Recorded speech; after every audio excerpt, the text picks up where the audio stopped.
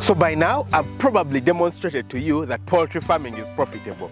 And you're seated down, you're thinking to yourself, I want to start a poultry farm. I'm definitely going to start a poultry farm. You've probably even saved up some money. You know where you're going to be putting your poultry farm. You've gotten your things ready. But hey, there's quite a few mistakes that beginner poultry farmers make that usually put them out of business. And in today's video, I'm going to be sharing these mistakes that poultry farmers usually make so that you who is starting your poultry farm do not make these mistakes, and I'm going to be sharing with you how to avoid making the same mistakes. So please stick around. Hi guys, welcome back to Farm Up. I'm Dr. Daniel. I'm a very passionate poultry farmer. I've been doing poultry farming for about 4 years right now, and I've found out that it's actually rewarding. I love doing it, but in addition to my love for it, it actually puts money in my pocket. I've managed to extend from starting with just a few birds to having a big layer farm, a big breeder farm, and so I know that you can actually succeed doing it. So if this is your very first time on the channel, come on, hit that subscribe button, smash the notification bell, that way you never miss out on an upload. Mistake number one that farmers make is choosing the wrong location. Now the location means everything. You need to think about when you're starting and your expansion plan, but especially when you're starting, because a lot of people, since most people live in cities, most people choose to start their farms in cities or close to cities. The problem though is with such places, the competition is usually a lot. There are so many people around the area who are doing the same thing as you because already there is a lot of market in the area, but sometimes the market gets saturated. So you start your farm, and starting your farm in a location where there are other farmers causes multiple issues. The biggest problem is the competition.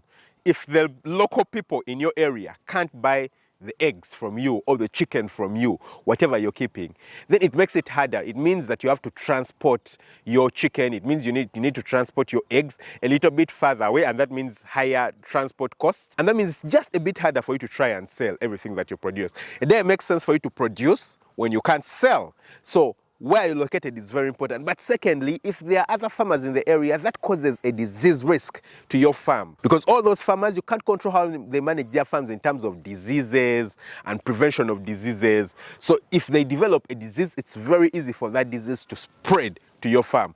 You want to minimize how close you are to other farmers because it causes a very big risk to you. So how do we solve this? You need to choose very wisely where your farm is located. Number one, you need to make sure that the competition is minimal, but number two, that there is actually market. You don't get your farm and take it deep in a village simply because you know you stay there or you come from there. Occasionally I talk to farmers, especially broiler farmers who want to start, let's say, their broiler farms in villages.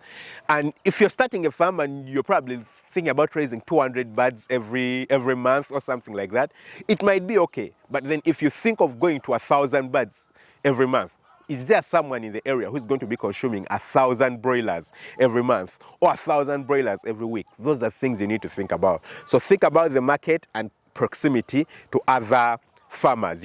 So I advise people to, number one, start their farms a bit further away from the biggest cities because usually those have higher competition and higher risk for disease, but not too far away that you don't have any market around. Survey the area around, be sure that there is a bit of demand around, and then start right there. Mistake number two, hiring experts. Experts. You see, when you're starting a poultry farm, a lot of people, number one, will not be present, but number two, they don't know a lot about poultry farming. And it's very easy for you to be tempted into hiring someone who you think is a serious expert. They know a lot about poultry farming. You're probably starting, you have your 400, 500 birds or 1,000 birds, and then you want to get these guys. You're like, oh, this guy has worked in poultry units before. He's managed, 1,000 birds, 2,000 birds before. He has some form of experience and he knows what to do. Let me hire him.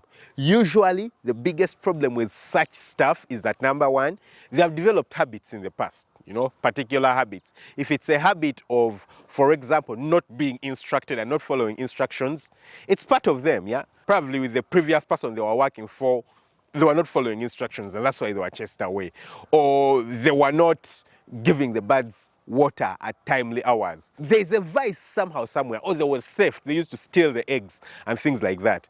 Or they had knowledge which was actually the wrong knowledge, yeah? So they've gotten a vice or some wrong knowledge into them, and it's very difficult to get it out. Such people are usually very, very dangerous to hire onto farms because they can easily cause the collapse of your farm. When you're giving them instructions and telling them what to do, they'll be like, hey, you know nothing. I've been farming for some time. I've been managing a farm for some time. You know nothing. Just let me do what I know. I'll help you succeed. But in reality, they actually know nothing. Therein is usually the biggest mistake. So the thing that I usually advise people to do is that if you can, if possible, you, the farm owner, learn as much as you can about poultry as possible. You know, learn as much. There's a lot of books, there's YouTube videos, there's my YouTube channel. Learn as much as you can about poultry, as much as possible. And then train the people on your farm, yeah? Get guys who are naive, they know nothing. That's what I personally do. I always get guys who are naive, they know totally nothing about farming. And for these people, it becomes very easy because for these ones, it's easy to train them into what you want. You can avoid particular vices like theft. You can always tell them when to clean, when to put the drinkers in, when to put the feeders in. You give them a routine and it will become part of them, yeah? Unlike someone who has already mastered something wrong and then you need to get it out. It's better to start from scratch than to start from the top. Another common mistake is poor feeding of the birds, yeah? A lot of farmers, when they are starting out, they don't understand that nutrition for the birds is very, very, very important. And the most common ways people will feed the birds poorly is, number one, they'll either use wrong mixtures because they don't know what kind of feed to give the birds, or they'll give the birds less feed than required. If you give the birds less feed as required, of course they're not going to get their developmental milestones. And if you give them the wrong mixture of feed, of course they're not going to get the required nutrients inside the feed. They're certainly not going to get it, and it's going to reflect later on when it reaches production, yeah? So a lot of farmers, when they start, they imagine, you know, when you see local chickens moving around, they just feed, they go around, feed on anything. They're going to reach a point, they're going to produce, they're going to start laying eggs, or you're going to slaughter it and eat it. And they imagine the same theory works when it comes to the commercial poultry farming. Hey, it's a bit different when it comes to commercial poultry farming. Everything is calculated, everything is intricate. So you need to understand how to do the mixing of the feed if you're going to be doing the mixing yourself, and you need to understand how to do the feeding, you know, how much feed you need to do. So what I always advise people is that, number one, avoid as much as possible mixing the feed yourself at the beginning, yeah? The less mixing you have to do, the better. What I mean by that is that the less ingredients you have to deal with to mix your feed, the better. I usually advise people to start with concentrate feeds because those have particular portions that have already been pre-mixed for you and pre-prepared for you, and you have very little to do to add on to that. And then you work with the feed companies that supply you the feed to give you the formulas because they've been doing it for a long time. And don't appear too bright. If it appears expensive, hey, go with it, because you might try to save a penny here, a penny there, and then you end up losing. And number two, follow the guidelines in terms of how much feed needs to be given to the birds. If they tell you supposed to give the birds 45 grams per bird per day, give them 45.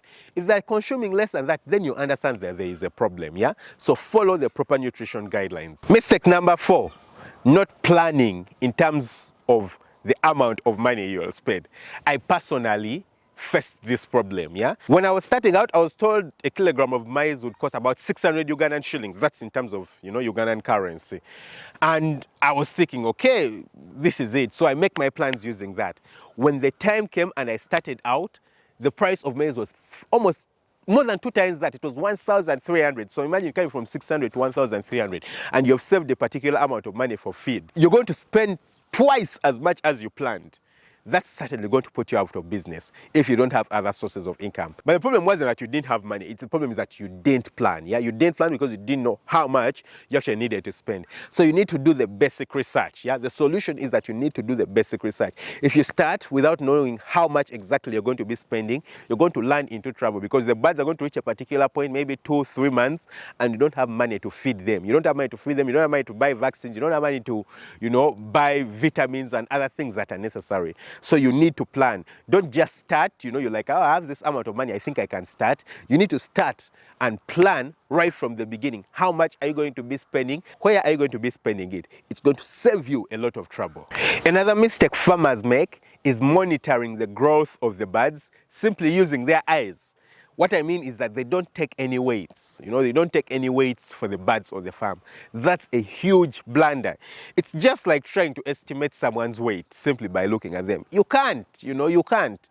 You can't know how heavy someone is by looking at them because People's body compositions are different. Someone needs to stand on a weighing scale for you to know how well they are developing. Same thing with the chickens, yeah?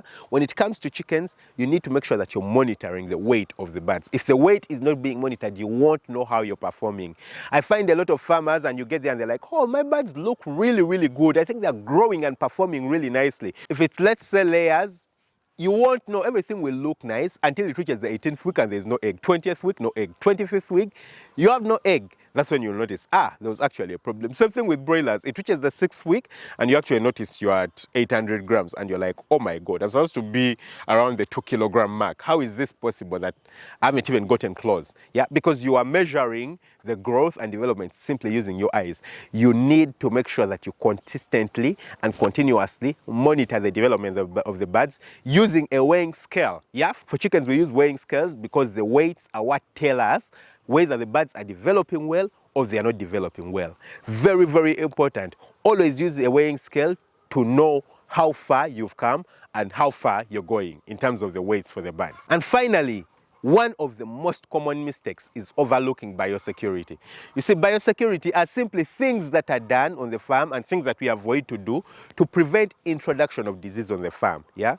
So if you overlook biosecurity, it's very, very, very easy to get diseases on the farm. When I had started around, I didn't fence my farm. There are particular things I did, but there are also particular things I didn't do. And that simply meant that diseases became very, very easy to introduce on the farm. Yeah. So how do you handle this? You need to make sure that biosecurity is priority. Everyone who works on the farm needs to understand what biosecurity is and why biosecurity is important. You need to understand why you just can't let people come and visit your farm and stay on the farm and anyone come and check it out, enter the chicken house. You need to understand why you must have such restrictions. Yeah, relatives, friends, they shouldn't just come around. If somebody is going to enter the chicken house, have they put on an overall? Do they have gumboots? Have they disinfected their gumboots or feet using a foot dip? If a vehicle is coming onto the farm, is it being sprayed? How do you prevent diseases from coming from the outside of the farm to the inside of the farm? Yeah, so you need to make sure that everything that's coming onto the farm is either cleaned, disinfected before it enters the farm, or it shouldn't come. Biosecurity is very important. The two main reasons farms fail are number one, diseases, and number two, poor feeding. And diseases are easily avoided if you carry out the proper biosecurity measures. So it's very important that you carry out the proper biosecurity measures on your farm. Make sure that you implement them right from the beginning. And you see, when you implement them right from the beginning, it becomes a discipline. It's a simple discipline for you. I personally try to avoid the number of times I enter my own chicken houses because, I move around a lot. I visit other farmers. I visit a lot of farms. So I need to make sure that I control how often I enter the chicken house, how often I come into contact with my own chickens, because I do pose a risk. So you need to implement that on your farm and you become successful. So yes, that was 6 tips with the most common mistakes that farmers make. And if you can avoid those mistakes, you're actually going to be a success. Don't forget to hit the subscribe button, smash the notification bell. That way you never miss out on an upload. Lots of love. Bye-bye.